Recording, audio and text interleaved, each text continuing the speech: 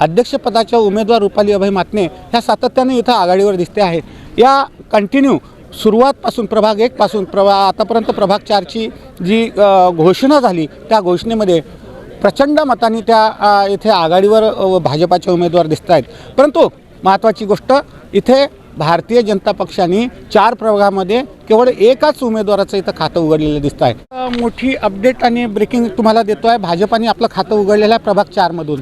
तिथं आणि काँग्रेस आणि एक कमळ अशा पद्धतीचं प्रभाग 4चं जे चित्र आहे ते तिथं राहिलेलं आहे। तुम्हाला सांगतो आहे इथे खूप चुरशीची लढत इथं आपल्याला बघायला मिळाली। 4अ मध्ये म्हणजे अनुसूचित राणी लक्ष्मीबाई प्रभाग क्रमांक 4अ इथं साखरे शीला दीपचंद ह्या कमळ चिन्हावर भाजपाच्या उमेदवार होत्या, त्या निवडून आल्यात। आणि अब्दुल सलीम आणि अब्दुल सादिक ह्या पंजा चिन्हावर निवडून आलेले आहेत। इथे काँग्रेस यांनी इथं गेन मारलेला आहे। सर्वात मोठी अपडेट काँग्रेसच्या आतापर्यंत 4 प्रभागातून 5 उमेदवार त्यांचे निवडून आलेले आहे। भाजपाने आता खातं उघडलेलं आहे। प्रहार 1 आणि अपक्ष 1 अशा पद्धतीचं खातं जे आहे इथं उघडलं गेलेलं आहे।